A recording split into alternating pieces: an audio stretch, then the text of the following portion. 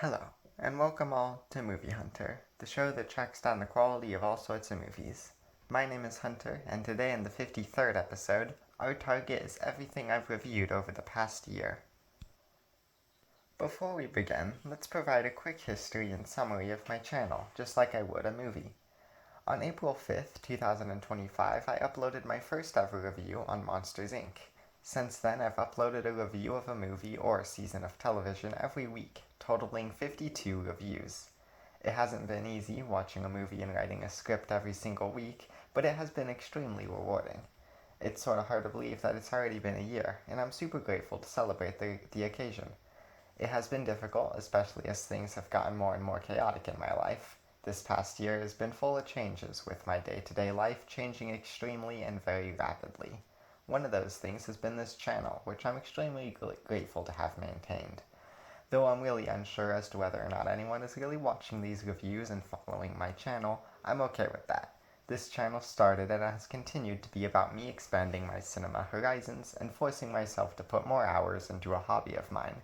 If someone out there is watching, that's truly amazing, and I am unbelievably grateful to anyone who puts the time of day into checking out my content.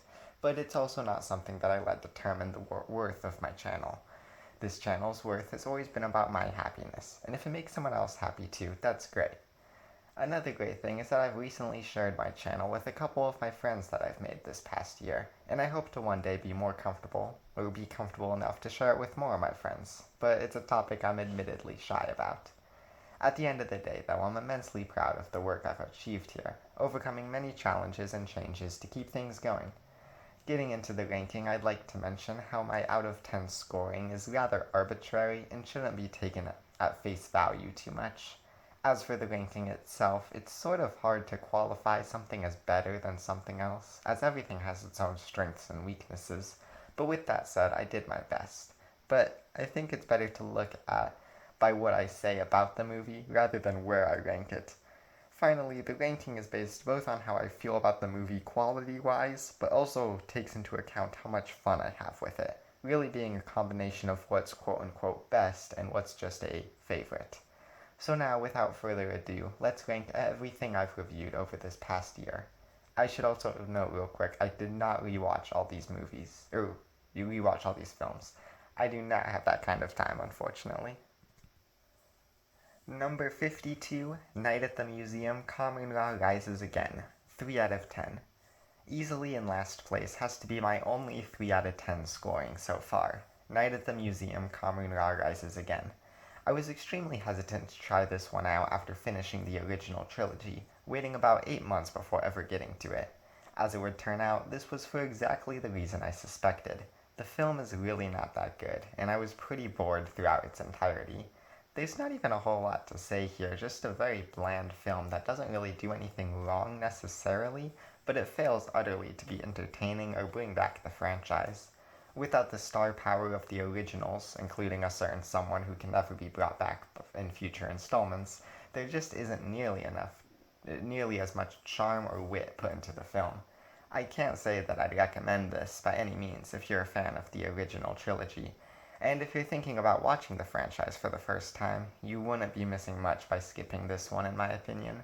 Even looking back now, a 3 out of 10 might have been a bit generous, but I'll stick to it for now, because I can't really say the film does much wrong necessarily, it's just extremely boring. Number 51, Brave, 4 out of 10. Yeah, Brave is an infamously poorly received Pixar film, and watching it again, not much really surprised me. It has its redeeming qualities for sure, and I like the dad character, Fergus, and while not consistently good, the other clans have a few good moments. Mor'du, while not super greatly set up, is nonetheless a very intimidating presence, both in design and in motion. You really feel the weight of his appearance and the impact of his hits, with him being a huge bear. Other than that, though, the film lacks meaning was my main takeaway. The film keeps seeming like it's going to say something, but never fully gets to it before getting distracted by something else. I will say, however, the film certainly is unique, and it has a very distinct vibe to it that no other Pixar film has, I would argue, both in the setting and the style. While not the worst thing in the world, it certainly isn't going to make it to near the top of any Pixar ranking of mine anytime soon. Number 50, Flubber, 4 out of 10. When I first heard that this was poorly received, I was shocked. I thought that this film was a classic, despite never having seen it myself. And so I watched it, and I really couldn't see why people disliked it so. But then, it just kinda kept going. But nothing was really happening, you know? Rarely ever was there a new plot development, and even rarer was one getting resolved. The best way to summarize it, I think, is with the finale, where we have the underwhelming villain defeat, a lack of a character arc for the protagonist, and indeed the film goes out of its way to show that he didn't learn anything, and a character death that is immediately undone by the existence of a miniature version of that character, thereby making the death a poor attempt at an emotional moment. The film is charming enough in some respects, but absolutely lacks some of the fundamental building blocks to make it anything more. Number 49, The Santa Claus, 6 out of 10. The Santa Claus is an interesting one because despite my liking of it, I can't really point to anything it does right, and in fact can much more easily point to things that the film does wrong. The world building is just so full of plot holes and things that don't make sense. For a movie that wants to explore and explain Santa Claus lore, they really lacked damage control to ensure that they weren't raising more questions than there previously were. The protagonist is also quite strange with the whole turning into Santa Claus thing, sort of defeating any chance that there was at a character arc. At the end of the day, though, despite being occasionally weird and even off-putting, The Santa Claus is a really fun Christmas film that, while not at the top of my Christmas watch list, is nonetheless a part of it. Number 48, Night at the Museum, Secret of the Tomb, 6 out of 10. Ah yes, good old Night at the Museum 3. I'm going to be really honest here. I really don't remember much about this one after all these months. Not a whole lot stuck with me, and it is still easily the weakest of the original trilogy. The film does do some things right, like bringing back the elderly night guards from the first film, and it still has some of that same charm of the previous two. However, the film does a lot strangely too.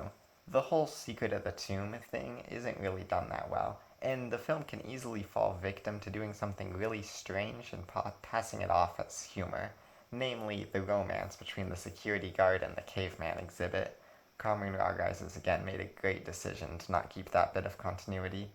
Despite all that, though, the ending is really sweet and a nice send-off for the trilogy, but it still isn't enough to completely save this film. Number 47, Iron Man 2, 6 out of 10. I originally had this ranked above the following two entries because I felt that this one did less wrong, and while I still think that remains true, I think it also does a lot less right. Instead of feeling like a worthy successor to the pretty good original film, it feels a lot more like the second episode of a TV show, where the setup has been finished and now we can just do whatever. But unlike a good second episode of TV, it lacks an interesting plot. Or rather, it has too many interesting plots that it tries to shove in all at once. The film has its good aspects for sure, but it bloats what, at the center, could have been a really nice story that had the potential to outdo the first film. At the end of the day, though, it's a fine enough film, but it's hard not to see where it could have been so much more, and I really don't know if I'll ever be in the mood to rewatch it. Number 46, The Incredible Hulk, 6 out of 10. This is a bit of a weird one for me because despite its low placement, I actually do have a soft spot for it. It's very simple, and I like simple, but where I think the film fails is that it's maybe a bit too simple. It lacks surprises and twists and plot developments. It has some neat scenes and even a fairly neat protagonist, but it fails to do anything incredibly interesting with them. Pun very much intended. The villains also fit into the category of neat, but get in each other's way too much instead of serving one another. Again, the film isn't bad, and I would even say that it's worth watching to the right person, but it is a very bare-bones Incredible Hulk story that doesn't offer much in terms of surprises.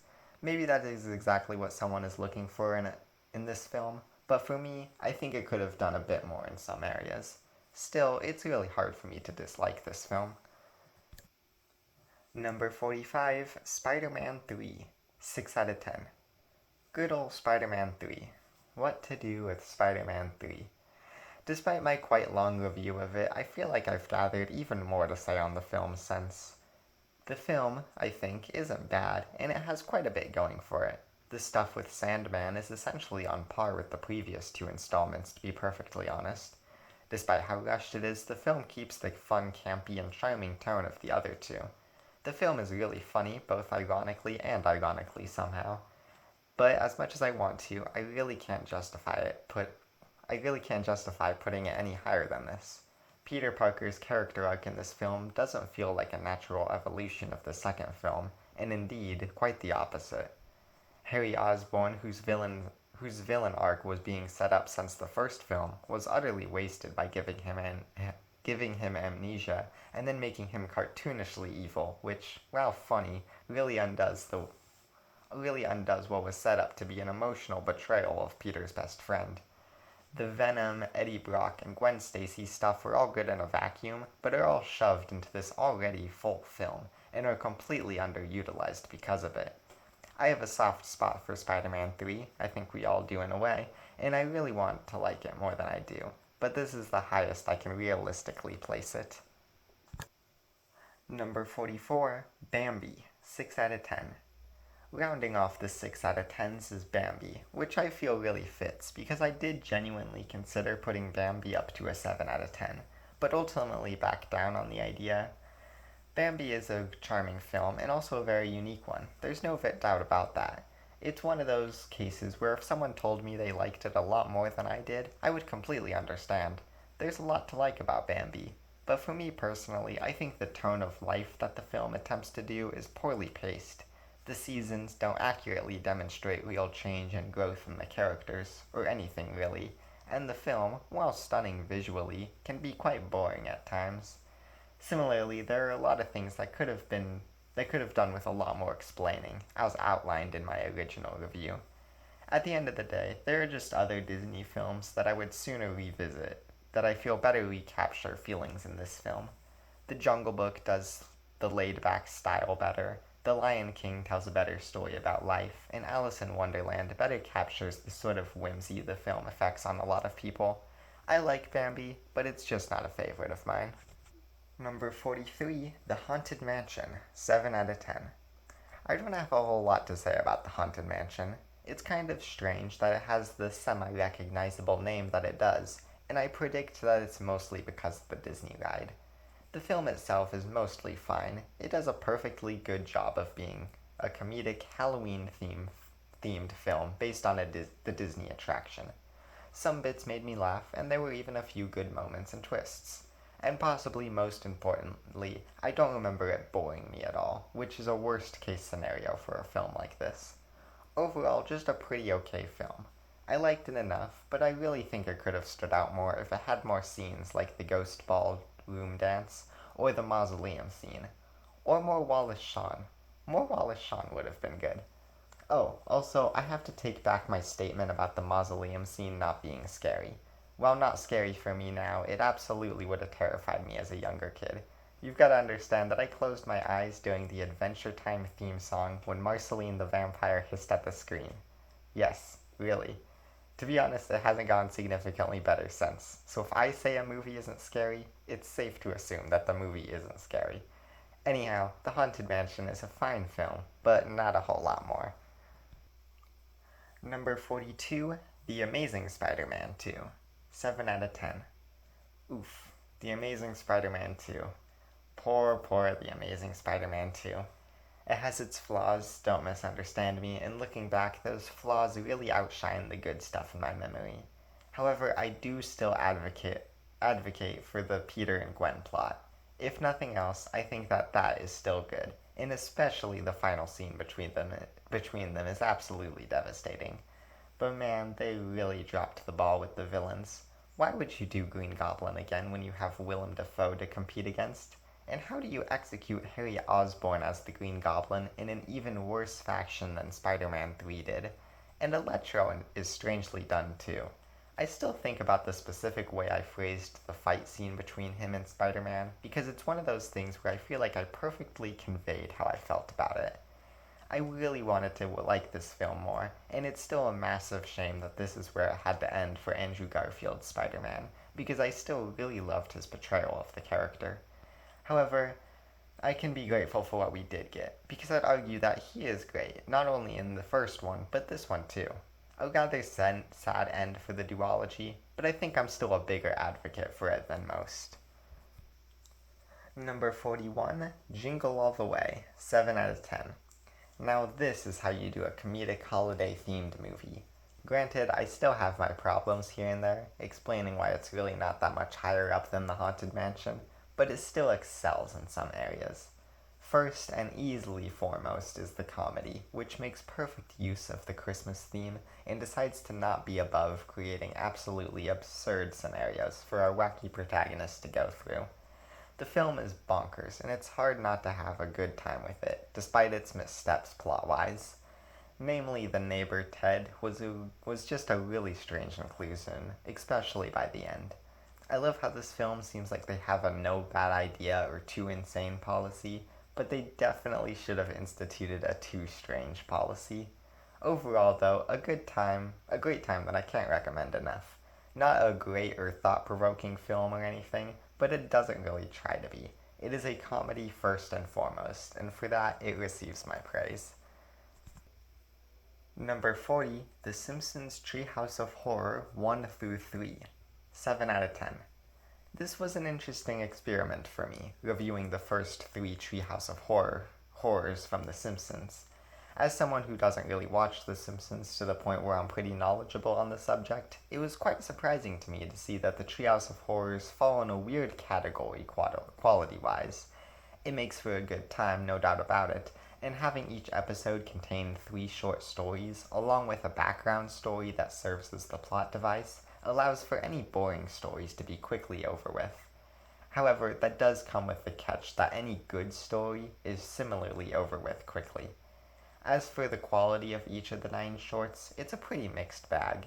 Some are really fun, and while others are pretty mediocre, I hope that the 4th, 5th, and 6th episodes have a better ratio of good to bad, because in my opinion at least, the ratio really wasn't that great.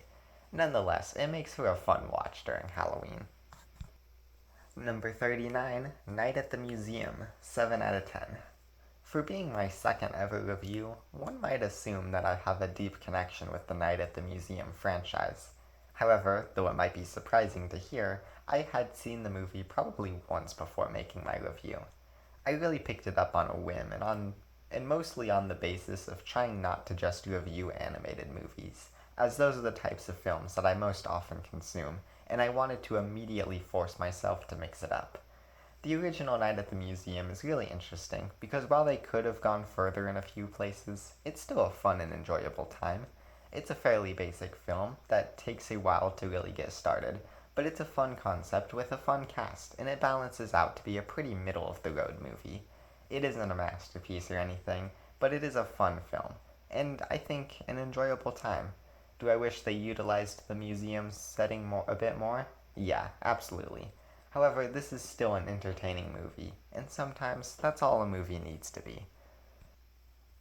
Number 38, Night at the Museum Battle of the Smithsonian, 7 out of 10, was 8 out of 10. Immediately following is the second Night at the Museum film. Upon thinking about it again, this isn't an amazingly hysterical film that is up there with the likes of The Muppets or Napoleon Dynamite, hence the change in scoring, but it is still an extremely solid film that improves everything from the original in my opinion. The film is still a lot of fun and doesn't start out slow like its predecessor. This film gets straight to the action and has a really good time with the new setting, improving the world building quite nicely too. The side characters from the first film are put to the sidelines pretty heavily, which is unfortunate, but I think that the third film kind of makes up for that. Overall, a pretty fun film that is pretty easily my favorite in the trilogy. Number 37, Thor, 7 out of 10. Thor is a pretty interesting film. Despite its missteps, Thor sets up a very interesting world. It has quite a nice main character and villain. Thor's arc is done really well, and with his path to becoming worthy being fairly interesting. Loki is extremely entertaining and expertly woven throughout the film, even if his fake-out death is quite underwhelming. Asgard as a whole is a pretty interesting place due to people like Odin and Heimdall. Not everything is perfect, though, as the film definitely has its fair share of wonky bits, and not everything flows together super nicely. Thor's friends, Sif and the Warriors 3, really should have been expanded upon more, and the leader of the Frost Giants, Laufey, is a pretty bland villain who is easily dethroned by Loki, both literally and quality wise. However, all in all, I do quite like the film and had a good time revisiting it. Number 36, Frankenweenie, 2012. 7 out of 10 was 8 out of 10. Frankenweenie is a very interesting film because I really did want to keep it at its 8 out of 10 score, but in the end, it just barely misses that mark. The film is very charming, unique, and entertaining. It actually does very little wrong, and did a good job of keeping me entertained throughout. However, it is much too short, I think, and could have done a lot more if given a bit more time to explain and expand certain things. The central theme of the film was also a bit uncertain, given the bizarre moral implications that come from reviving a dead dog in a children's film, and I really don't even know where to begin unpacking that. In the end, it was a really good time, though, that I'd be more than happy to revisit, and it's an easy recommendation given its short runtime. Number 35, Alice in Wonderland, 1951. 8 out of 10. My thoughts on this film are actually quite similar to my thoughts on Frankenweenie, which probably shouldn't be that big of a surprise given their close ranking. Nonetheless, both films can be described as short but sweet. Alice in Wonderland is a very unique and charming film that holds up surprisingly well nearly 75 years later.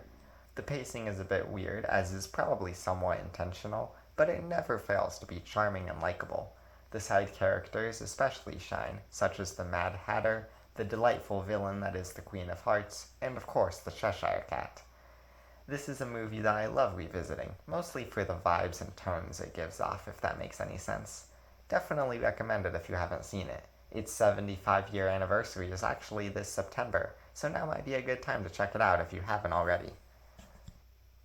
Number 34, The Amazing Spider-Man, 8 out of 10. I really like The Amazing Spider-Man. As a Spider-Man fan, seeing this new take that I didn't know much about was really exciting.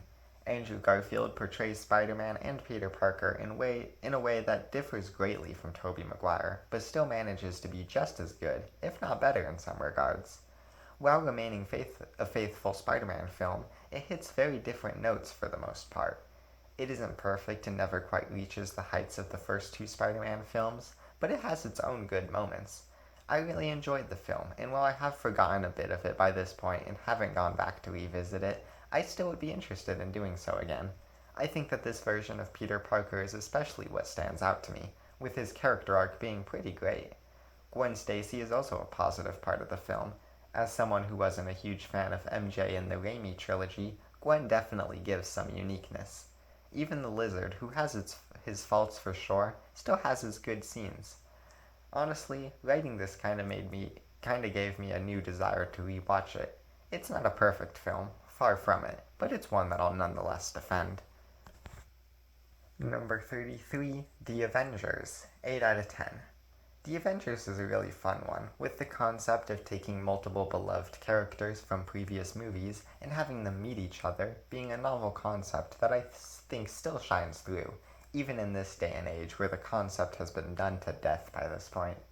At the same time, though, the movie definitely drags a bit. I think it could have benefited from either a more clear direction or a shorter runtime. As is, it definitely struggles to juggle a lot of things at once, but also work as a movie. Not to say that it's clunky or anything, it definitely does a pretty good job, but there are some things that definitely get overlooked and whatnot. At the end of the day, though, it is a fun film that maybe stays its welcome a bit too long, but is ultimately an entertaining time. Number 32, Beauty and the Beast, 1991. 8 out of 10. Oh boy, Beauty and the Beast. I really don't know about this one. Often claimed as the best Disney movie, this one has just never fully clicked with me, and I don't really know why. Don't get me wrong, I still like plenty of elements of it. Gaston, for instance. It also is a nice, simple film, with not a whole lot to dislike. I think my main thing is that the sensual romance really just doesn't do much for me. I've never been one for romance stories, but that doesn't mean that I just completely dislike it entirely. I can still appreciate good storytelling when I see it, but I just couldn't find a whole lot that stood out to me with this one. In the end, still a good film, and if it really clicks for you, I can completely see why one might like it so much. But it just didn't really do that for me. The story is really solid, and a lot of the characters are really good, but it just wasn't outstanding to me personally. Number 31, Iron Man, 8 out of 10. Iron Man is yet another strange one for me. A lot of people really like this one, having kicked off the MCU, and I don't dislike this film, but I also don't see it as one of the greatest superhero movies of all time. I admire its good qualities still. It's ultimately a good and entertaining movie with a solid core, but it's not really something I'm dying to revisit. Nonetheless, it is a good time. Being the first MCU film, it really thrives in its simplicity, and the first act is something that is especially noticeable as not something the MCU would do very often in the future, even immediately after this film. And that first act really is the best part, with Yinsen being a highlight for sure. After that, I don't remember the film ever being bad, but it definitely has its weak spots, perhaps most prominently with the villain. A good film though overall. I'm just not dying on any hills to defend it, but still a solid movie. Number 30, Big Hero 6, 8 out of 10. Big Hero 6 has always been an interesting film to analyze because, from what I've found anyways, people either love this film or hate it. As for me, I really fall in between because I think that this movie really thrives in some regards, but falls utterly short in others. Hero is a fairly interesting protagonist, Baymax is one of the most iconic Disney characters, and Tadashi was an especially interesting character to me. The side characters and the villain are what's really lacking though. The film is ultimately a mix of pretty good stuff and pretty bad stuff, ultimately landing it in this position. I do think that this is a good film overall. It makes for an entertaining watch, but it's hard not to see the missed opportunities for something greater. Number 29, Iron Lung, 8 out of 10. One of these things is not like the other. Yeah, Iron Lung is perhaps the most fascinating movie I've ever seen, keeping in mind that I'm very much a beginner in the movie sphere. I had no plan to watch it, being someone who's only vaguely knowledgeable about Markiplier, but all my friends went to go see it, and so I joined them, which was an extremely fun time, and the movie was really good too. The tone and atmosphere are both very interesting, with the mundanity of the sub mixing really well with the uncertainty. My biggest problem with it is that it really doesn't make sense. Not from a logistical point of view, but just from a mystery perspective. I understand that the mystery is a part of the film, but I just wish that I understood what was happening more. The final 10 minutes or so really pack a punch and is easily the best part of the movie, where all the setup gets paid off. But I feel like it would have packed an even bigger punch if I just knew a tad bit more about what was happening.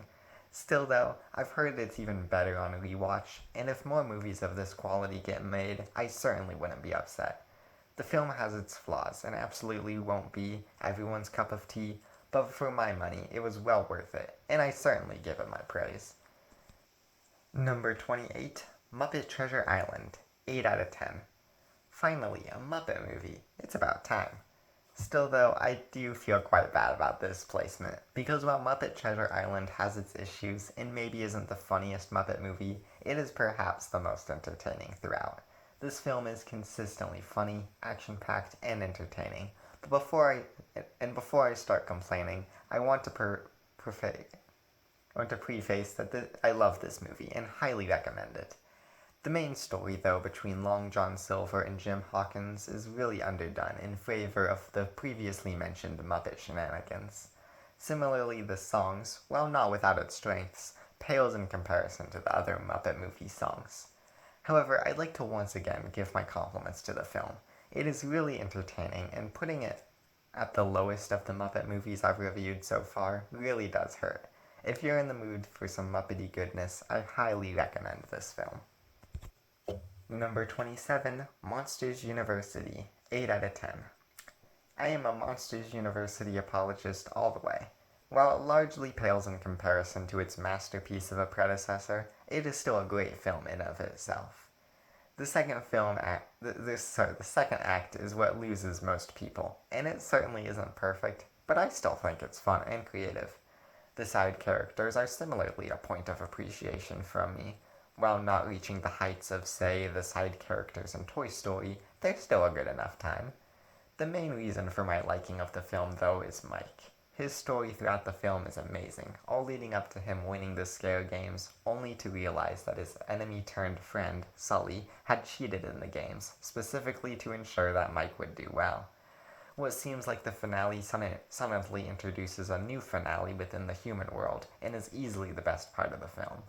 It isn't perfect, and it has its problems, but I still really like it. Number 26, A Bug's Life, 8 out of 10. Immediately following is another Pixar movie that I think is quite underrated, even more so than Monsters University. A Bug's Life is Pixar's second ever film, which means that it is pretty rough around the edges, but is nonetheless full of fun to be had. The protagonist, Flick, is a really entertaining character to follow, with his quest to prove and redeem himself to his colony being really engaging. The villain, Hopper, is equally as good, being one of Pixar's most intimidating villains, despite literally being a grasshopper whose death is at the hands of a bird, but somehow remains one of the most brutal villain deaths in the Pixar catalog. The circus bugs are also fun. There's maybe a bit too many of them, or a few of them could have been better fleshed out, but they nonetheless are endearing parts of the film to me. Being one of Pixar's more forgotten films, A Bug's Life definitely gets my recommendation to check out. Number 25, Finding Nemo, 8 out of 10. Finding Nemo, plain and simple, is fun. It has a story, don't get me wrong, and there are emotional moments. But to me at least, the film is at its best when it fully gets into the fun ocean shenanigans and crafts an exciting adventure, at the heart of which lies a heartwarming story between Marlin and Nemo. The various sea creatures that Marlin and Dory run into never gets old, and is always fresh and full of life. Marlin and Dory themselves make for a very fun duo, with Marlin's strict nature clashing very much with Dory's chaotic nature, alongside her tendency to forget things being a source of frustration, as Dory is the only one able to help Marlin find Nemo. Nemo's plot is comparatively lesser than Marlin and Dory's in my opinion, with everyone outside of Gil being rather boring side characters, with few exceptions. The film is expertly crafted in many ways, though, and I adore it very much, even if it doesn't quite reach the highs of better Pixar films. Overall, Finding Nemo holds up well and is a very fun film. Number 24, Finding Dory, 8 out of 10. I'm not sure what the general consensus is on which of the two is better, but I'm quite sure that many will find Finding Nemo to be the better film, as I've seen a lot of distaste for this film over the years. Well, I'm going to say that this film is not only good, but ever so slightly better than the original, even if they overall are of similar quality. I like Finding Nemo more, or Finding Dory more, because it gets even more wild with the plot, especially in regards to the finale, with the truck on the highway sequence messily but beautifully clamping together everything that's happened in the film. The central theme with Dory is also so sweet, with Destiny, Bailey, and especially Hank making for a great supporting cast to Dory. I'll admit, Finding Nemo probably has more heart and is more consistently fun, so much so that I could very well change my mind about which is better, but Finding Dory is truly something special that I think is often overlooked, despite the fact that this film somehow made over $1 billion at the box office. Number 23, Toy Story, 8 out of 10. In the last of this really long strand of back-to-back Pixar films, we have not only the first Toy Story film, but the first Pixar film ever. Toy Story is easily the weakest of the original trilogy, but is nonetheless an extraordinary opening for Pixar that really put them on everyone's radar, getting a sequel just 4 years later, and continuing to get sequels today, the necessities of the sequels notwithstanding. History aside, the film itself tells a very interesting story, with the world of Toy Story being crafted very simply but iconically. This film is just a joy to rewatch, with the central dynamic between Woody and Buzz being really entertaining and interesting. The film is also arguably the funniest film in the franchise, being really absurd with great over-the-top acting from Tom Hanks and Tim Allen, who are cast to perfection, by the way. Being the first entirely computer-animated film, it has its rough edges, but it holds up surprisingly well, I'd argue. Number 22, The Rocketeer, 8 out of 10. Now, I actually haven't gone back to rewatch this film since my initial review, and to be a bit honest, I'm a bit scared too. I had a really fun time with the film the first time around, and I'm a bit afraid that it wouldn't be as fun the second time around, especially given my somewhat bold claim that it was a superior version of the first Iron Man film. However, I'm going to hold that this film is a lot of fun. The finale was especially super entertaining, with all the groups of characters going into an all-out war, full of betrayal and twists, with logic remaining relatively consistent, yet being delightfully absurd. The flying shots are something that also really surprised me. I was really expecting some really off-looking flying sequences, but I was surprised to see that it actually looked really good. The film isn't super emotional or anything, but it is really fun, and I'm glad I checked it out. I would recommend it, and I really should give it a rewatch to see if this opinion holds true. I expect it will, though it may go down a few slots in the ranking. Number 21, The Muppet Movie, 8 out of 10. Rounding out our 8 out of 10s, we have the first ever Muppet movie. It definitely pales in comparison to what future films would do, but this is a solid origin for the Muppets, while also just being some good, simple fun. Kermit's quest to make people happy is a simple and noble one that instantly endears you to his character, and his realization at the end is really nice. As the movie progresses, it's fun to see them pick up more and more Muppets, even if the film becomes more and more cluttered as they do so. The simplicity of it just being Kermit and Fozzie certainly gets missed, but the additions of characters like Gonzo and Rolf the dog are welcome ones. The songs are also pretty great in this one, though maybe not as many standouts as in future films. It might not be as good as other Muppet films, but this one is still worth watching, providing a nice, fun, and sometimes absurd experience that could easily endear someone to the franchise. Number 20, Captain America the First Avenger, 9 out of 10. Captain America the First Avenger is a strange one for me. I really like it, don't get me wrong. I think Captain America is played greatly, with his main thing of not giving up and always doing what's right, even if it means doing what's considered wrong sometimes. It's interesting, and the role is played greatly by Chris Evans. The side characters are all pretty great, though Bucky Barnes really could have used some more fleshing out. Agent Carter is by far the best executed love interest in Phase 1 of the MCU. Red Skull is rather disappointing, who really could have benefited from a more intimidating presence and becoming more of a rival to Captain America. The time period is greatly captured, which is no surprise given its direction by Joe Johnston, who previously did The Rocketeer, which takes place in the same time period. My main thing is just that sometimes something doesn't quite click with me all the way. The bits and pieces of it that I mentioned that just don't work, I think prevent me from getting the enjoyment that I want to from it. This aside, the film really is something special in my opinion, and it is my personal pick for the best film in Phase 1 of the MCU.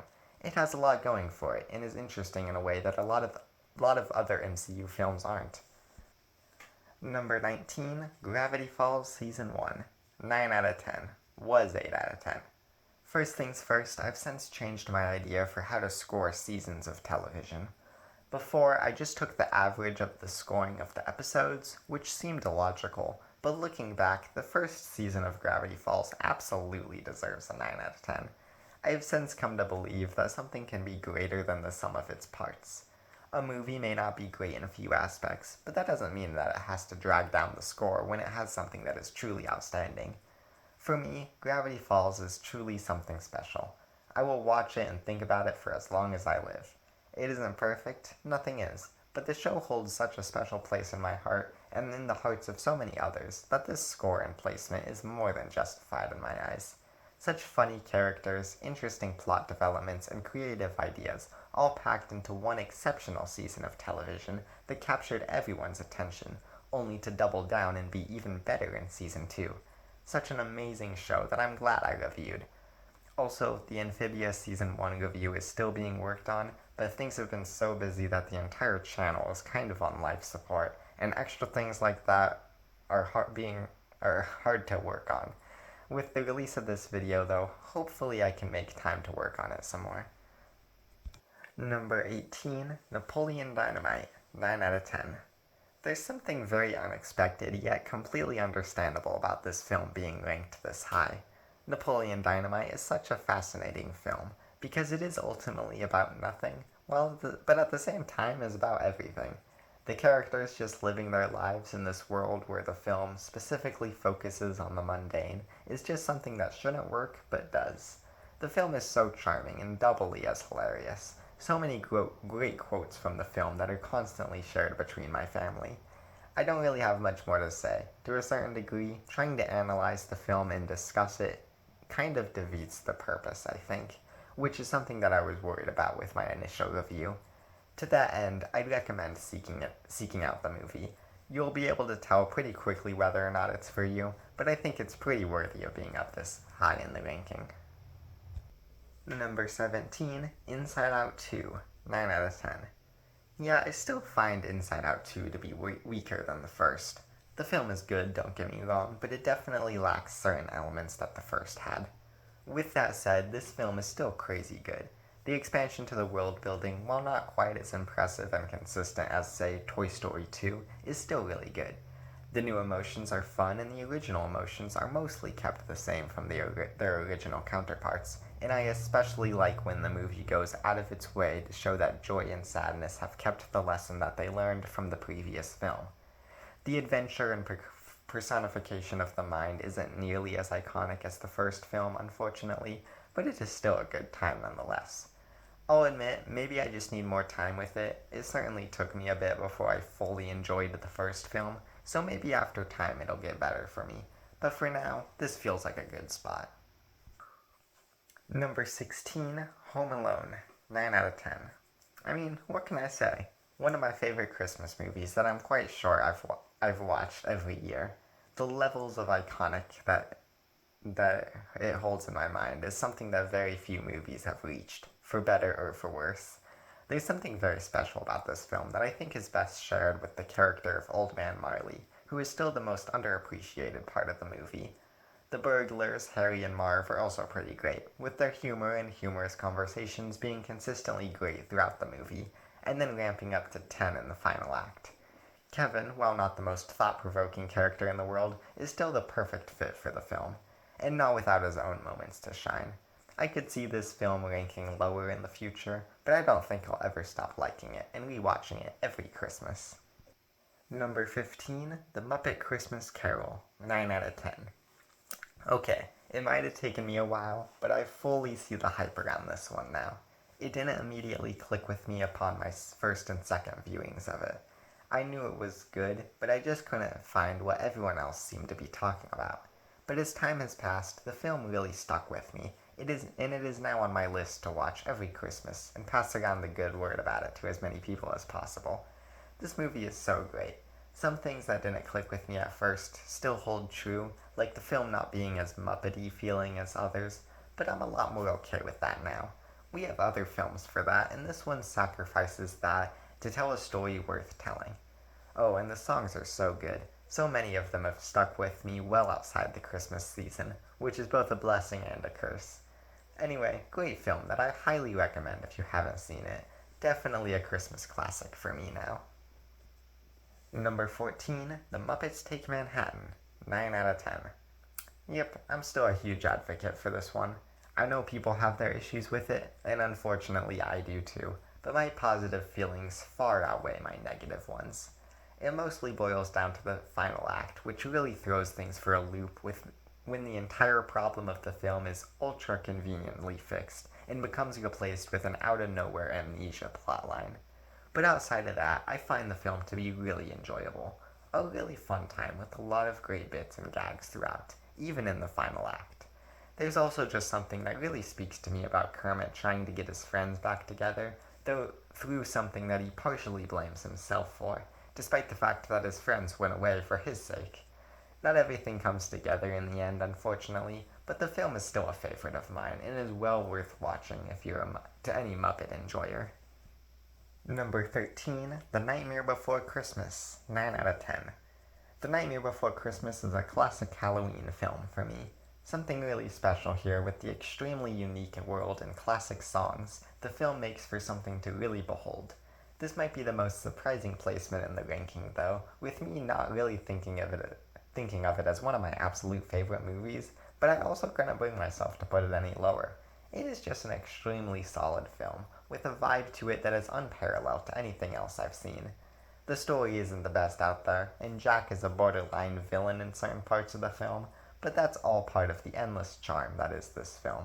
A classic that I will undoubtedly watch every Halloween, because it is a Halloween film, not a Christmas film. No, I will not be accepting discussions at this time. That was a joke, by the way. I welcome any and all conversation about movies. Number 12, Aladdin, 1992, 9 out of 10. I mean, this film is a classic. I know that some people regard it as one of the weaker Disney Renaissance films, and I can see why, with the film focusing on humor more than plot from time to time. But with that said, I really enjoy the humor and the world of Aladdin, and I really don't see things that way. Aladdin is just always a fun film to watch, and I can't really see myself ever not being in the mood to watch it. It's not perfect or anything, but it's an extremely enjoyable time.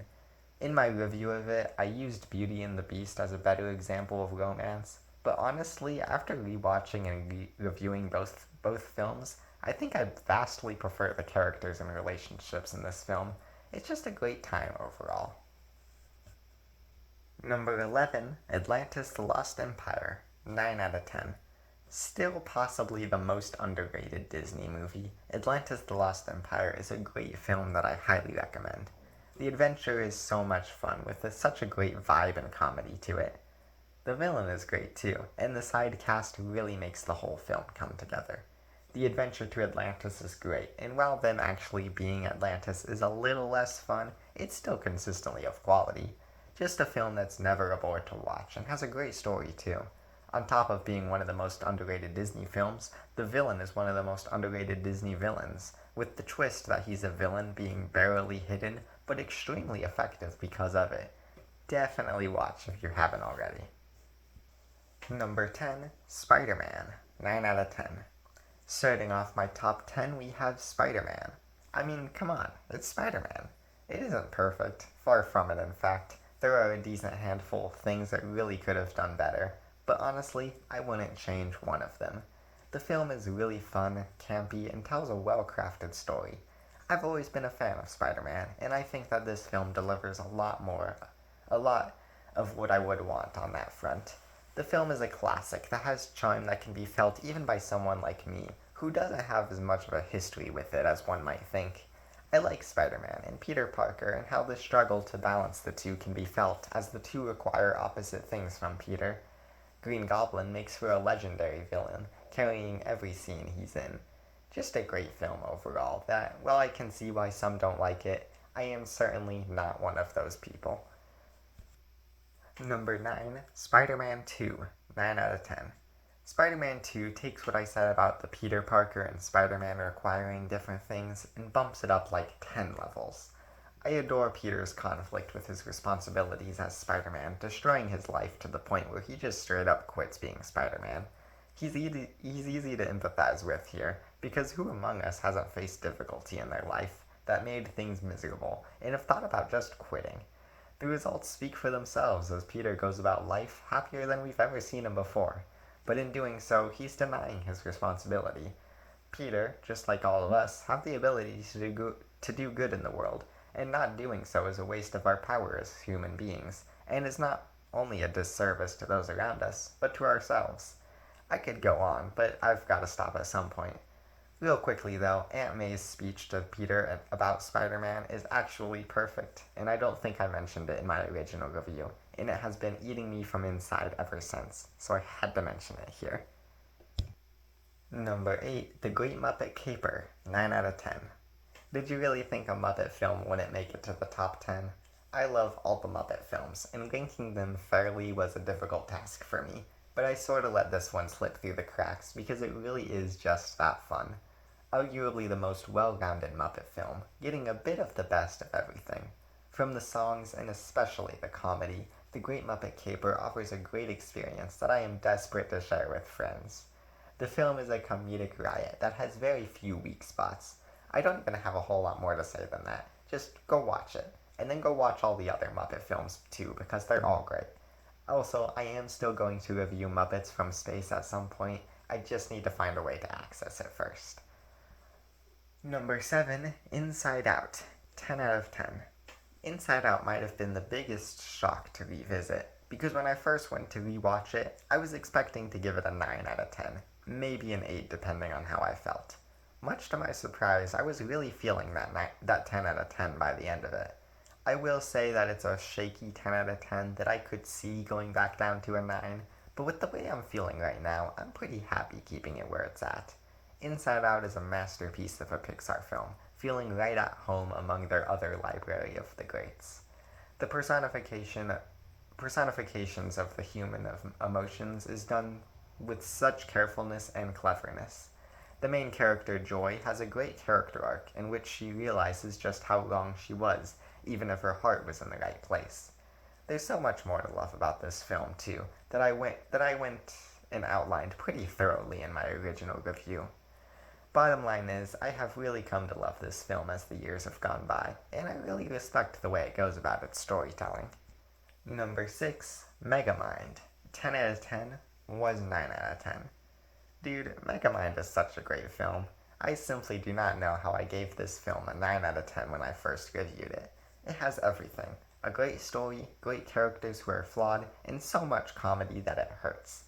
The dynamic, influences, and the contrasts between the characters is something to behold. It begins as a goofy Superman parody, transitions into a comedy about a villain winning, but by the end has told a story that is incredibly significant and leaves a great ending finale. An undisputed classic that deserves to be watched time and time again. How is this the only DreamWorks film I've reviewed, though? That's definitely something I've got to fix going into my second year. Number 5, Gravity Falls Season 2. 10 out of 10 was 9 out of 10. Oh boy, we're in the top 5 now, and I cannot think of a better way to get us started than with Gravity Falls Season 2. What a phenomenal season of television. Not every episode is a game changer, but when one is, it knocks it out of the park and then some. From character dynamics to unveiled mysteries to conclusions of massive proportions, this season takes everything that was loved about the first season and quadruples it. As I've already mentioned, this show means the world to me, and I'm so happy that this was the show I decided to review first. While those kinds of episodes are way harder to make, I'm really glad that I was able to share my love for Gravity Falls. After all these years, it still remains one of my most rewatched TV shows, and I highly recommend it if you have not seen it. Number 4, Fantastic Mr. Fox. 10 out of 10 was 9 out of 10. Goodness, I was blown out of the water with how much I loved this film. It was so great and kept me thinking about it all this time later. Such a fascinating watch that I would highly encourage seeking out. From the characters to the story, it tells such a fascinating tale that I rewatched roughly 3 times since my original reviewing of it for my review. It remains one of the only reviews I've done for this channel that I hadn't seen prior to reviewing, and I really need to fix that. There are so many great films out there like this one, and I really need to seek them out. Fantastic Mr. Fox is exactly as advertised. Fantastic. An incredible film that I really wish I could find the time to rewatch again. It's just so entertaining. The action, the humor, and the unique style, all of it comes together to create a masterpiece of a film. And despite that, I've yet to do so. I wrote that wrong. And despite the fact that, And despite the fact that I've yet to do so, I'd really like to explore Wes Anderson's other films. Number 3, Toy Story 2. 10 out of 10. Toy Story 2 is a great film. While it's not my personal pick for the best Toy Story film, I can absolutely see why many people find it to be the best one. And even though I don't agree, this film is still spectacular. It tells an incredibly engaging story, with both Woody and Buzz's plot lines being equally as interesting, with Woody's plot revolving around an incredibly interesting character arc for Woody that I personally find to be the best in the franchise, and Buzz's plot being a great and hilarious adventure that brings Ham, Rex, Mr. Potato Head, and Slinky Dog into the fray. Similarly, the film makes for a great sequel, being the pinnacle of what a sequel should do, not only to meet the original in terms of quality, but even outdo it. The film is just so good and always makes for a great time. Everything just works together so well, and I think that it's the first film on this list where I truly cannot think of a single complaint I have, no matter how minor. Truly an outstanding film. Number 2, Monsters Inc. 10 out of 10. This movie is incredibly special to me. It's part of the reason I did my first ever review on it. I wanted to know that if I felt a certain way about something, that I could share my feelings about it properly and with a respectable analysis. And here we are now, an entire year later. Monsters Inc. is still a great film. Everything just works so well. The characters, the story, the world building, everything is just so imaginative, creative, funny, heartfelt, and so much more. The film is just so incredibly fantastic, and I cannot praise it enough. I have been watching it my whole life, owning it on DVD for as long as I can remember. I think that it is the perfect example of how to craft a story, as well as how to create an interesting world. Such a special and spectacular film that I will always praise and rewatch. Honestly, one of the best films I've ever seen, and it has truly shaped the way that I perceive and view movies, and I'm so glad that I grew up with it because of that. Number 1, Toy Story 3, 10 out of 10. After praising a lot of films endlessly, I'm pretty sure that I'm out of synonyms for the word great. Everything I've said about the last few placements apply tenfold to this film. I won't pretend like it was an easy choice. Monsters Inc. was very close to this top spot, and may very well take it over one day. But right now, in this moment, Toy Story 3 takes the cake. I've always had a special connection to the Toy Story franchise, with this being the first film I ever saw in theaters. Rewatching it for the review made me realize something though. I adore every single detail about this movie. When writing my review, I actually had to stop myself from just going off on everything I loved about the movie, because I legitimately was finding ways to praise. I was legitimately was finding things to praise in even the smallest of details. While the ending is endlessly praised, and rightfully so, everything else about the movie is great too. This film just has everything, and will always be the proper and true send off to the franchise. No matter how much they continue it, we all know that this is the real ending. This movie means so much to me, and I think I could actually talk about it for hours, about why I love it so much. Though it may not always take the top spot, I will always have a special appreciation for it, and I cannot wait to explore more films that provide me with a similar sense of joy that I get from Toy Story 3. So there it is. That's the ranking. It's been really fun revisiting all these films and thinking about them again. Even if you haven't watched all or even most of my reviews, I really appreciate it if anyone actually watched this whole thing. Feel free to make yourself known in the comments below, or if you've got something to say, be it about the video, the channel, or just one of the movies I talked about. Or even just to recommend a film I should check out. On that note, I would really like to watch more films that I'm unfamiliar with. I will be reviewing a lot of films that I've seen before in the future, and likely will until I run that well completely dry, but I really want to make a goal of exploring more films in the future, and finding a bit more of a balance between the two. A slightly less realistic goal is that I'd like to consistently work more on reviewing a season of television, but those videos are just so hard to make, and with the way life has been, it's just been impossible for me to find the time to work on it, while also maintaining my one review a week. I just want to end by sharing my appreciation once more. This has truly been an amazing experience, and is one that I hope to continue until I no longer enjoy it, which I'm not sure I ever will. Whether or not I'll be able to continue forever, I really have no idea. I could have to close up shop next week for all I know, but I do know this. I'm going to try my absolute hardest to prevent that from happening. I love movies, and I have barely even dipped my toes into the vast sea of cinema that exists out there, and I simply cannot wait to explore more of it. Well, that's all, folks. I hope you enjoyed, and feel free to share any opinions you had on anything I discussed. A new episode releases each week, so stay tuned to see which film I cover next. And in case I don't see you, good afternoon, good evening, and good night.